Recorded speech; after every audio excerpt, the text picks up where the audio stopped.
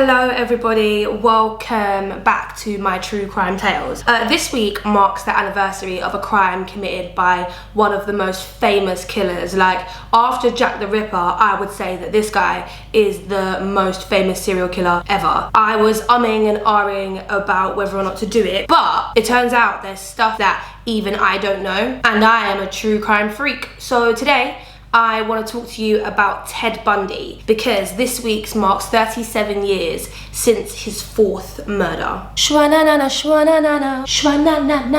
How many women Ted Bundy killed isn't exactly known. He confessed to 30 and the true number is thought to be so much higher. I used to work in a pub a few years ago and I would mostly sit and just be reading, and then one day one of the locals suggested a book written by a woman called Anne Rule, and the book is called The Stranger Beside Me, which is a Ted Bundy biography. She used to work with him in like a call center. She believed that he was innocent right up until he was convicted and sentenced to death. So I'll pop a link to her book in the description box wherever it is gonna live. Let's get Ted Bundy's early life out of the way. He was born to a teenage mother in 1946. He was an illegitimate child. His grandparents took him and raised him as their own, so his mum was posing as his sister, a bit like Kat and Zoe in EastEnders. He did okay in school. He didn't have that many friends. He wasn't particularly academic.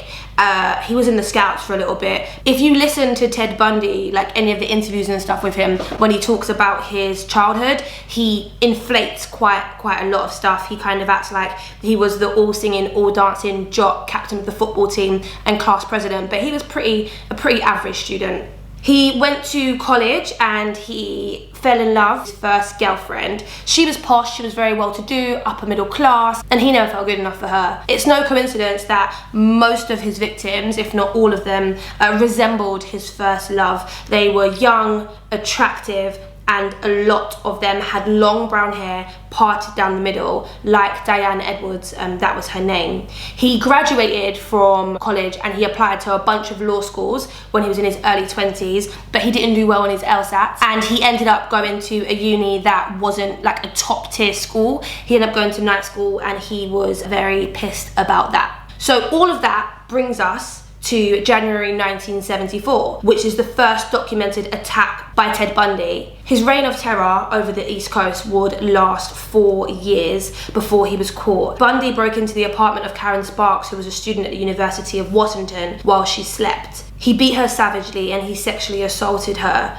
and she wasn't found for over 12 hours because her flatmates thought that she was taking a lazy day, and she spent 10 days in a coma, but she did survive. A month later, in 1974, in February, Bundy committed his first known murder. He broke into the apartment of Lydia Ann Healy, another student at the University of Washington, and he abducted her. Her remains were discovered a year later at Taylor Mountain. Ted Bundy actually discarded of a lot of his victims there. I think it was 4 bodies that were discovered there. During the rest of 1974, Bundy committed at least 4 other murders in Washington and Colorado and Utah, so he traveled all over the joint. He got himself 2 girlfriends as well, one who went by the name of Liz, who stuck with him right up until he was convicted. She thought that he was innocent, but he wasn't. He was also 2-timing her. I can't tell you about every single murder that Ted Bundy committed. We don't have all day. I don't even know if I've got the stomach to describe him decapitating women and keeping their heads as trophies, but a few of his killings do need to be dissected and explained in order for you to just understand,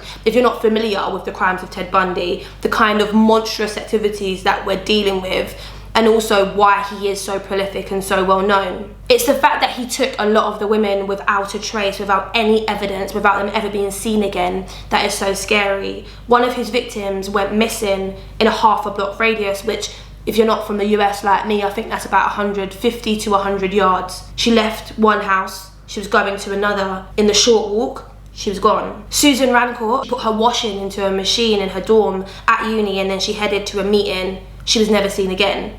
Roberta Parks, who was the girl who inspired this story today, she went missing between her dorm and a coffee shop where friends were waiting for her. He kidnapped women pretending to be struggling with books, pretending to be using crutches. He was very disarming, very charming. Some people say that Ted Bundy was good looking. Now, maybe because I know that he's a psychopath, maybe because I know of the crimes that he committed, I don't agree, but In July in 1974, he kidnapped and murdered 2 women in one day in Seattle in broad daylight. It was a Sunday, I think it was a national holiday, and there were over 40,000 people at Lake Sammamish.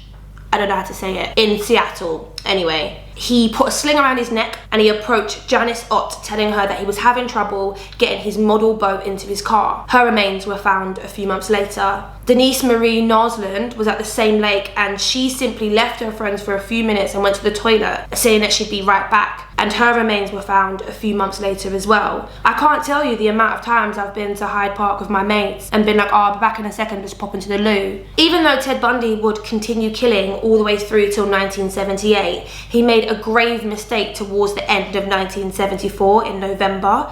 He approached a girl called Carolyn posing as a police officer. He told her a story about her car being broken into and she needed to come in for question or something to the station. She thought it was a bit weird that he drove a Volkswagen Bug in the colour of tan and not a patrol car, but you know, she just went with it. And this isn't to say that she was silly. I think that a lot of us, when approached with somebody in authority, will kind of do what they tell us to do. To the station, they did not go. Bundy drove somewhere else. He managed to get handcuffs on her, but she kicked, she screamed, she fought, and she got away. She escaped and she ran into a car with a couple driving. She got in and begged them to take her to a police station. While she couldn't identify the man who had abducted her from any of the police photos at the time, she would prove crucial when in 1975 she could identify Ted Bundy as the man who attacked her, causing him to go to jail for 1 to 15 years. He didn't rest, by the way, in between her attack and his arrest in 1975. In fact, he killed at least 6 more women. One of them was in a hotel with her boyfriend, and she just decided to go upstairs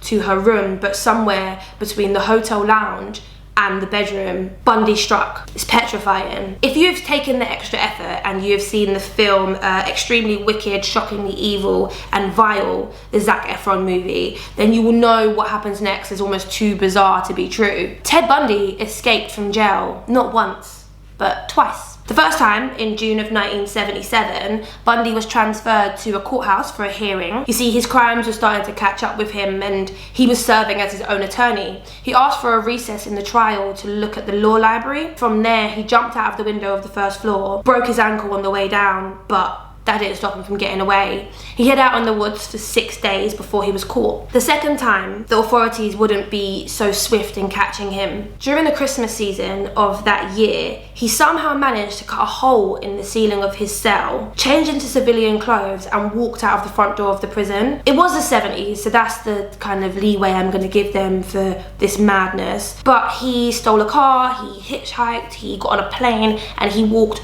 all the way to Florida, where he didn't try to lay low or blend in. He committed more murders. He broke into a sorority house and he killed 2 young women as they slept. He attacked 2 more women who survived in the house, and after he left the house, he attacked another woman who survived. He stayed in Florida for over a month and was rearrested when the car that he was driving was pulled over because it was recognized as stolen. Ted Bundy's trial was the first ever to be televised in Florida, and he was found guilty of multiple charges of first-degree murder, attempted murder, and kidnapping, and he was sentenced to death. During his trial was one of the first times that bite mark evidence was used. The murders that he committed in Florida were so savage in their attack and so brutal that he bit some of the victims, and his teeth were able to be identified on their bodies. While Ted Bundy was on death row, I think he realized the jig was up and he just started confessing. You can hear these yourself on the Ted Bundy tapes, which is a documentary series that is on Netflix. He was electrocuted in January of 1989. I cannot believe we got through that in under 10 minutes, but you know, them's the rules that I've set for myself in this thing that we're doing for the anniversary.